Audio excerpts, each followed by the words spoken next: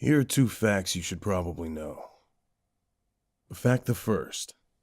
When a human being is driven into a corner, you should never underestimate the levels of stupid and dangerous they will resort to in order to escape. Fact the second. If a deal seems too good to be true, it is. Normally, I wouldn't be the kind of guy you should be taking advice from. If I wrote an autobiography, it'd be called Jesus Wept. But in this very specific instance, I have some valuable experience. It started, as most tragic stories tend to, with a series of short-sighted mistakes. About a decade or so back, I was a few years out of college and trying to build a life for myself. I was single, educated, and driven. All the qualities someone needs to succeed in life. Well, not the single part, but you get the idea. I had prospects, some real potential, but like Oscar Wilde once said, I can resist anything except temptation. Yeah, I was an English major. I didn't get hooked on meth or porn or anything like that. No, my vice was the thrill of chance. Gambling was the greatest rush I'd ever experienced. Just giving up control, letting the gods of probability and randomness decide your fate. I got hooked, kept going to those damn casinos night after night. Looking back, I was naive. I was foolish. It'd take an idiot blinded by a lust for sensation not to realize another crucial fact. The house always, I repeat, always wins. To make a long, painful story short, at the tender age of 24, the local pit bosses had taken me for all I was worth, and then some. As a result, I was indebted to some unsavory characters who were not all that keen on giving me some leeway on the money I owed them. I managed to pull together just shy of $100 in a week doing odd jobs, but that was a fraction of what I was in for. At the time, it seemed like a better idea just to piss away what money I had at a local bar, rather than carrying on my sad little exercise in futility. So, that's exactly what I did. And by virtue of a few gallons of the cheapest spirits you can possibly imagine, I can't remember a great deal of what happened after that. Next thing I know, I'm waking up in a puddle behind the bar, having been turfed out for making an ass of myself. The electric buzz of the neon signs above my head felt like I was taking a power drill to the frontal lobe, while the cold, filthy water below my face helped to sober me up a smidgen, just enough to make me aware. It was right then, in my lowest possible moment, that I met him. "Hey there, buddy," he said, his voice pleasantly cheerful and melodic. "You look like you need a helping hand. Thankfully, I've got two." There was a gentle tug on both of my shoulders, pulling me upright. He leaned me against a wall. I could finally take a better look at him. To begin with, I wondered if I was hallucinating. He seemed so strange, so out of place. My good Samaritan was about 6.5 feet tall, but he was built like a pack of uncooked spaghetti. A long, lean, string bean of a man. That being said, the black and white pinstripe suit he was wearing still somehow managed to be form-fitting, like it was just painted directly onto a featureless body. Above his collar, fastened to the top button and held in place by a large and ugly bow tie, sat a pale, grinning head with black hair parted in the middle. Truth be told, my initial thought after properly taking in the sight of him was as follows. Holy shit. I died in that puddle. This is death himself come to collect my pathetic soul. Sadly, that was not the case. I was, in fact, still alive. "There we are, pal. That's a lot better, isn't it?" he said, kneeling down on his long, rail-thin legs to look me in the eye. "We'll have you feeling like $1 million in no time. Never fear." While back then I just assumed that it was my drunken mind playing tricks on me, I remember his eyes seeming strangely yellowish. They had a kind of jaundiced sheen to them, like Slara and Iris just melted together into a single, formless mass. Eyes like goddamn egg yolks. It's always such a shame to catch folks in a pickle. Such a shame. He said, largely to himself, I think. Whatever happened to helping people out, you know? It's a good feeling. Who are you? I managed to choke out. A kind stranger smiled and turned his sulfuric eyes towards me. You're asking the wrong person there, amigo. I'd tell you if I knew. Honest. He replied with a laugh. What's your name, though? Nate, I said, wondering if I was about to vomit or not. Nate Wilson. Oh my God, that's such an awesome name! The stranger said, as the sudden explosion of interest on his face told me that he wasn't faking his misplaced enthusiasm. Nate Wilson. It has a ring to it, don't you think? God, what a great name! You're a lucky guy, Nate. Lucky to have such a great name! Thanks, I guess. There was a long, awkward silence after that. I sure as hell didn't know what to say, and the stranger seemed more than content to just stand there and stare at me, grinning like a freak. It felt like it was my responsibility to break that irritating silence. Look, I really appreciate you helping me, buddy, I began. Wait, you consider us buddies? He asked. His tone was, at that stage, ambiguous. I mean, you saved me from breathing alley water, so I guess so, yeah. This might seem hard to believe, because I definitely didn't believe it at the time. But the stranger literally jumped up into the air and whooped loudly. A grown man, behind a dive bar, doing that. It was like something out of a strange dream that your one boring friend always wants to tell you about. This is fantastic!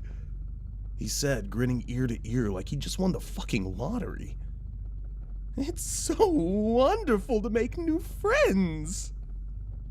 He extended a spindly arm towards me, his hand open and his spidery fingers outstretched. Put her there, friendo, he said. And because that night wasn't weird enough already, you better believe I did. That's what I'm talking about. He said with another childish cackle, pulling me to my feet with disarming levels of strength. Through the power of friendship, anything is possible. Sure, he may have spoken like his only experience with the outside world was watching Saturday morning cartoons, but he seemed innocent enough. A benign weirdo, just trying to help people along his way. Though I must admit, the fact he was reluctant to tell me his name was somewhat of a red flag for me. Now, I'm going to be completely honest with you, Nate. He began, his amber gaze turned downwards in what might have been embarrassment. There was a reason I followed you out here. It wasn't just a stroke of good luck. My heart immediately sank. I knew he was too good to be true. This was when he stabbed me, cut me up, wore my skin as a suit, and turned the rest of me into a makeshift lasagna. Nobody was ever that happy at that hour of the night if they had all their psychological ducks in a row. Well, if you're being honest, I said, swaying on my feet, still too drunk to defend myself. Would that reason happen to be my murder? He seemed shocked at first, then began to laugh. Do you think a murderer would be this friendly? He asked. Molestation, then? Jesus, no way, Nate. You're a good-looking guy, don't get me wrong, but you're not really my type. Then what does a guy like you have to do with a guy like me? I asked, the needle on my internal emotive scale creeping from curious to irritated. Well? He paused again, as though searching for the proper words. He was looking at everything but me. The bar, he finally said. How much of what happened in there do you remember? Somewhere in the margin of nothing, I think, I said, now leaning against the wall for support. You were talking to the bartender loudly, he said, bouncing up and down on the balls of his feet. Oh, I wasn't eavesdropping, not at all. I just happened to overhear. You were talking about some kind of money troubles? I'd almost forgotten about them myself, but the second he said it, all the memories came barreling into me like some nauseating tidal wave. I'd ranted and raved, screamed at the top of my lungs, debt, debt, debt. I got belligerent when I felt they weren't showing me enough sympathy. And when I got belligerent, I was rightly thrown out of my inebriated ass. Oh, don't worry about those, I said, my cheeks reddening with shame. That's not your problem. I'll deal with it. But Nate, you didn't sound like you could deal with it. What the hell is it to you? I snapped back. The stranger stopped talking and began reaching into his jacket. I got a sudden flash of paranoia that he worked for one of the casinos and he was going to put a bullet between my eyes. You're my best friend, Nate, he said. And friends are meant to help each other out of sticky situations, aren't they? He produced a stack of bills from a pocket inside his suit and passed it over to me. Will this be enough? He asked. It was at this point that I was most open to the idea of this all being some crazy dream. With the ferocity of a madman, I quickly counted the money this total stranger calling me his best friend had handed to me. 20 fucking grand. It could bail me out, and then some. Holy shit, I said. I can't remember if it was out loud or in my head. I can't possibly accept this. Please do, he said with another ear-to-ear grin. You need it an awful lot more than I do. A sober me might have been too proud to indulge him, but funnily enough, drunk me had a far more realistic take on my level of desperation.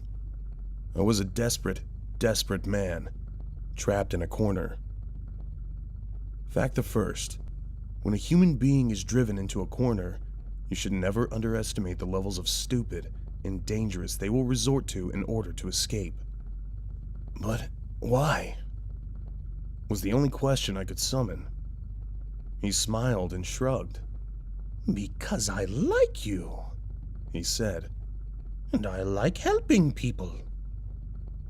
But you've only just met me. So what? A friend is a friend is a friend. Why overthink it? I collapsed back against the wall, holding the stranger's 20 grand. It was a way out of my dire situation. I'll pay you back. Every penny. With fucking interest. I swear to God. I said. The stranger laughed.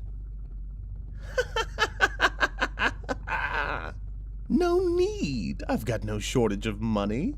Just take it and bail yourself out, okay? Then promise me you'll stop gambling.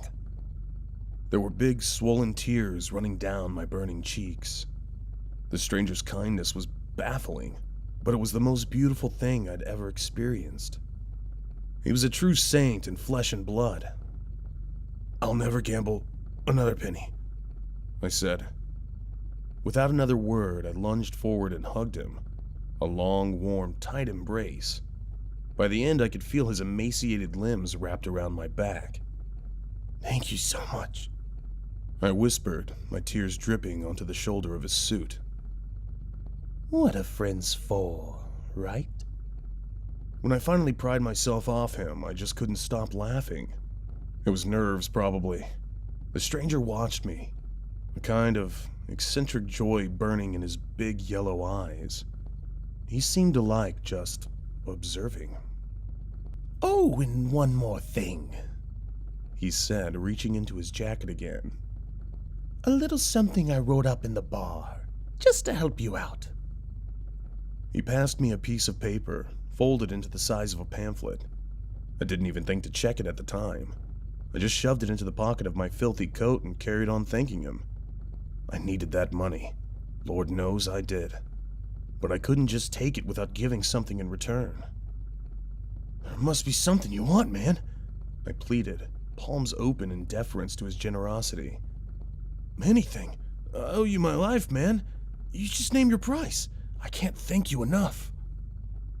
The stranger grinned and stroked his narrow chin in contemplation. "Now that's an irresistible offer," he said, almost jokingly. "You drive a hard bargain, Mr. Wilson. Leave it with me, okay? I'm sure I'll think of something."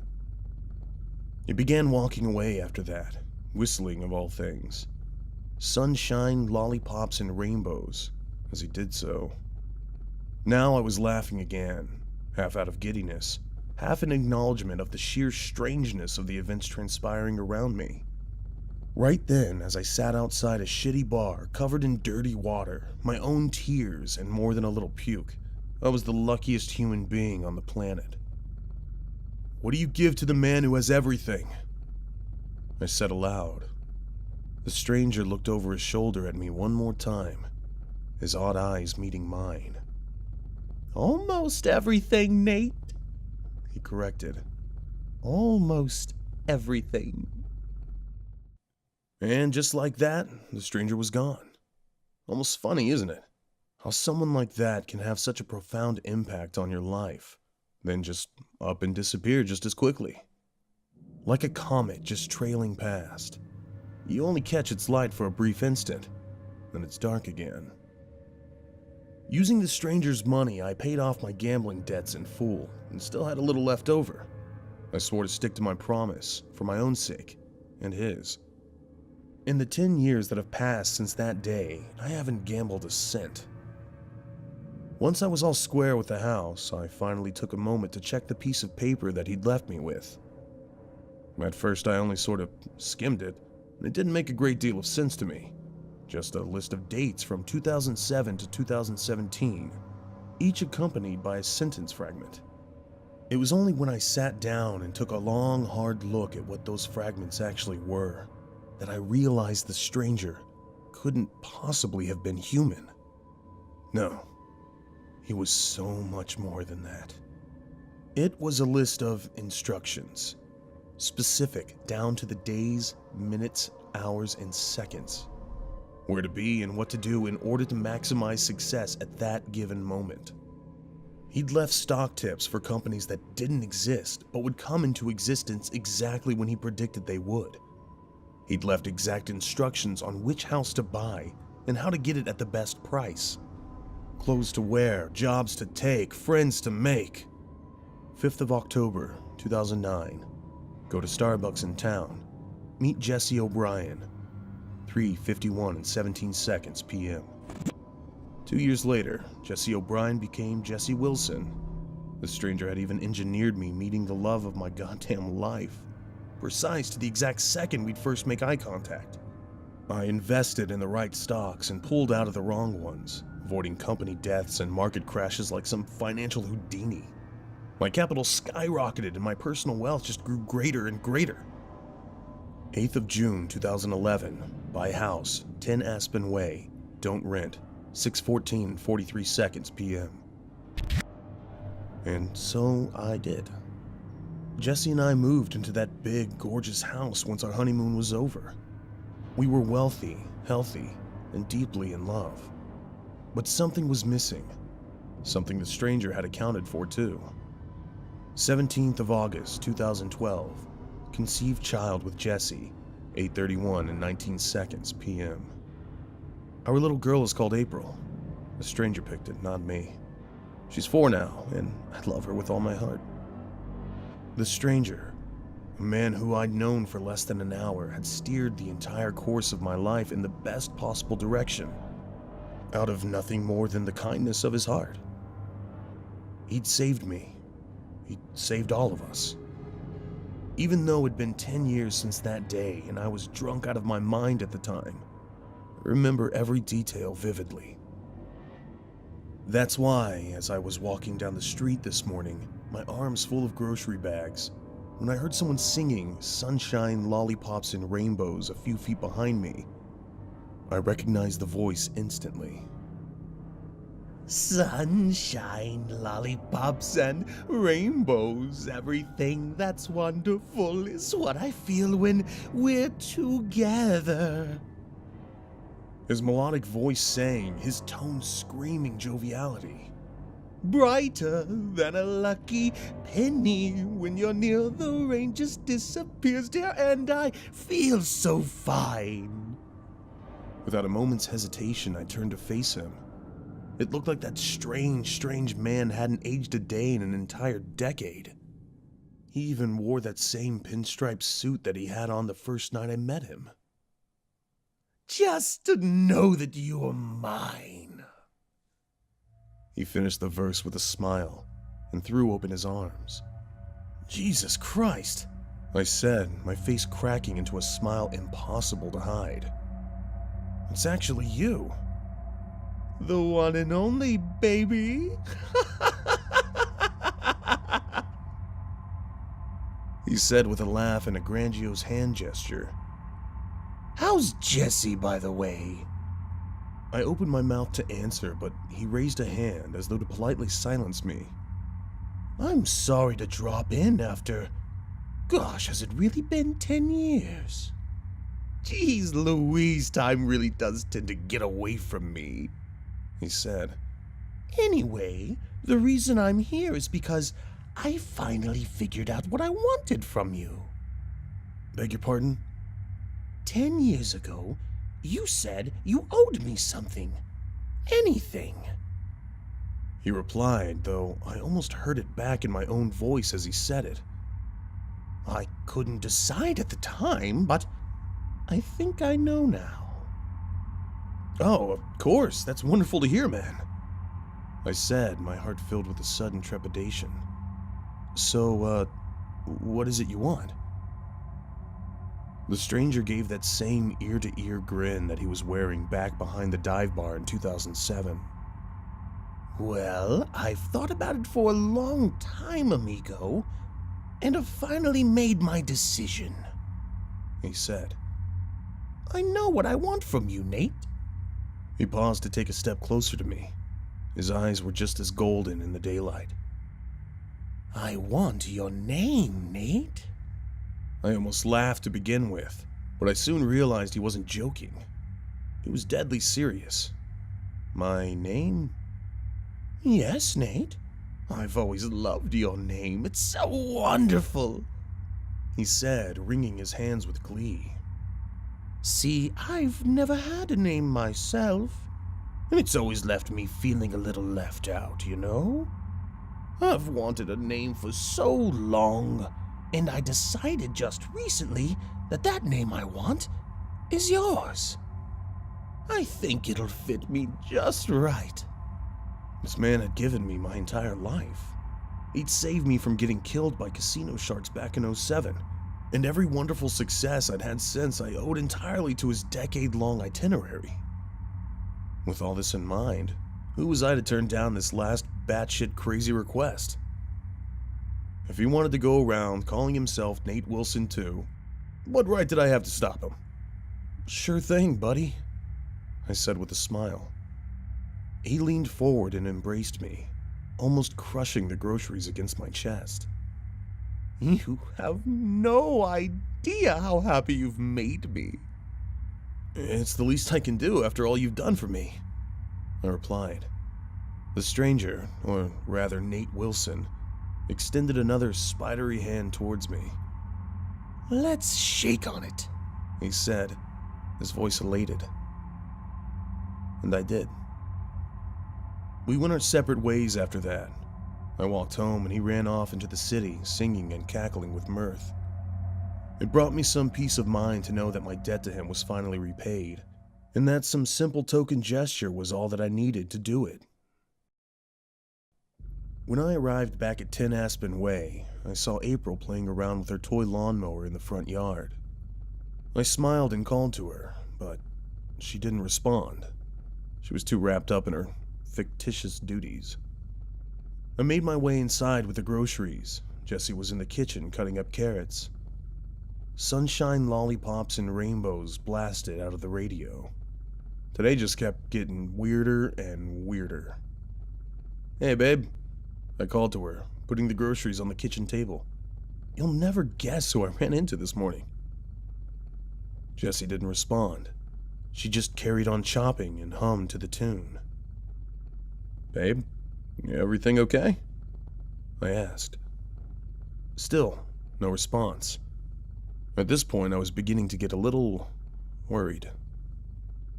With a peculiar heaviness to my every movement, I walked over to Jessie and placed a tentative hand on her shoulder. It just went straight through.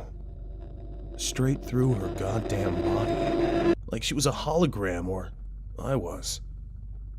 I recoiled with a short, sharp yelp and fell against the kitchen table. Again, no response from Jessie. What the hell had happened? "Honey, I'm home!" I heard a familiar voice call from the hallway outside. Jessie suddenly perked up, turning her head towards the noise. "Hi, sweetie," She said. "You were a while out there. I was beginning to get worried." The stranger walked into the kitchen, a smile stretched across his waxen face. "Sorry about that, honey bunny," He said. "I met an old friend in town. We had a little catch-up." As he said that last part, he threw me a sickening wink with one of his piss-yellow peepers. "Huh? Jessie said. Anyone I know?" She leaned forward and gave the stranger a kiss. The kind of kiss she always gave me. "Nah." The stranger said with a chuckle. "I don't think you've ever met him." I felt like my mind was going to implode. Nothing going on was making any kind of goddamn sense. The whole world had gone crazy. April called from outside, something about the grass. "You mind taking over the carrots for a sec, babe? I better go check on April." Jessie said to the stranger. "No problem, honey," He said, taking the knife from her hand and giving her another kiss. Jessie left the room, leaving just me and the stranger all alone. I quietly fumed, and he chopped carrots. "What the fuck is going on?" I finally asked him, when I'd gained the modicum of composure required to do so. "What have you done, you crazy fucking weirdo?" He carried on chopping the carrots. His eyes never left the chopping board. "My name is Nate, stranger," He said. "I'd really appreciate it if you called me by it." In my state of fury, I tried to grab him by the shoulder and turn him to face me. I could actually touch him, but he wouldn't budge. It was like trying to move a mountain. "That's my name. This is my house. And that's my wife," I said to him, rage and confusion rendering my voice a crackly mess. "I want you out of here, and out of my life." The stranger chuckled. "See, that's where you're wrong, Slick. All that changed hands," He said. "This is Nate Wilson's house. Jessie is Nate Wilson's wife. And this is Nate Wilson's life. And by the terms of our recent deal, I'm Nate Wilson. And you, good buddy, you're nobody." "I won't accept that," I yelled, slamming my hand down onto the kitchen countertop. Without another word, Nate Wilson rammed the knife through my hand. There was no pain, no blood. It just phased through, as though I no longer even existed. "Word to the wise, stranger. Reality marches on regardless of whether you accept it," He said as I pulled my hand away from the knife. "Everything you have, everything you've tricked yourself into believing you earned, you got from my instructions. You never owned this life, stranger. You just rented it from me, piece by piece. Now, it's mine. And there's not a thing you can do about it. He stuck the knife into the chopping board and turned around to me. Except, of course, leave, and let me, my wife, and my daughter get on with our lives. Do you understand, stranger? I stood in crushing silence for a minute or two. But can I see them again? Sure you can. You can see them any time you like. But only I can see you. Just like, up until around an hour ago, only you could see me. It doesn't feel good, does it? Being nobody. Being nameless. The gravity of it was finally closing in. I fell onto my ass and began to cry. God, I was so fucking stupid, I said. How did I fall for all this? Nate Wilson shrugged and ate a piece of carrot. Don't blame yourself, buddy, he said. I was waiting for centuries before I found someone who I could interact with. It isn't your fault you happened to be that person, or that you had such an awesome name at the time. My name? You were only gonna waste it, friendo. If I wasn't there that night, a heavy would have broken your legs the next day. You'd have gotten into painkillers and OD'd a few months later. Nate Wilson becomes gravestone fodder. What a waste that would have been, huh? What do I do now? Oh, what I did, stranger, Nate Wilson said, eating another piece of carrot with undue relish. Ask around. Find someone you can talk to. Might be this afternoon, who knows? Sure, could be a week, month, year, decade, century, but I'm an eternal optimist. A century? I said, trying to ebb the stream of tears flowing out of me. I can't wait that long. No, you'd be surprised, pal. Patience is something you'll learn being nameless. When you finally do manage to wrangle yourself a name, you'll appreciate it a little more this time. You'll make something out of yourself. Fact the second. If a deal seems too good to be true, it is. So is that it? I asked. Is that all you have for me? Nate Wilson nodded. Well, I'm afraid so, good buddy, he said. But you seem like a nice enough guy. I'm sure you'll figure something out. You can always depend on the kindness of strangers, don't you know? As the man who had just stolen my entire existence carried on hacking up vegetables, I left the room, walking out of the kitchen, through the hallway, then out of the house entirely. I stole one last look at Jessie and April.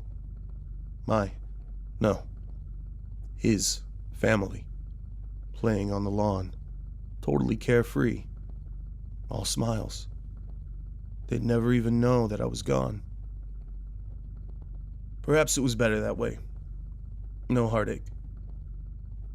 I whispered a goodbye that they'd never hear, and closed my eyes in a pointless attempt to shut off the tears I knew would be coming either way.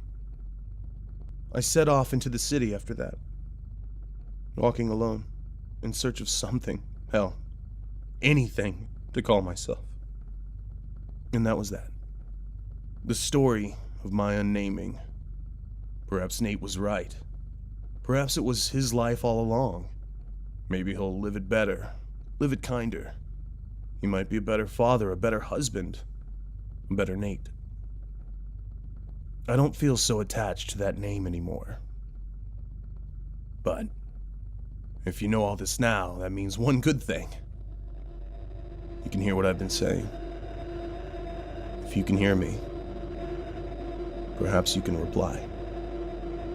If so, I hope to hear from you soon. We have a lot to talk about, you and I. A lot to discuss. I think I can do some great things for you, dear friend. I'll help you out of any bind you need, and I'll barely ask for anything in return. Barely anything at all.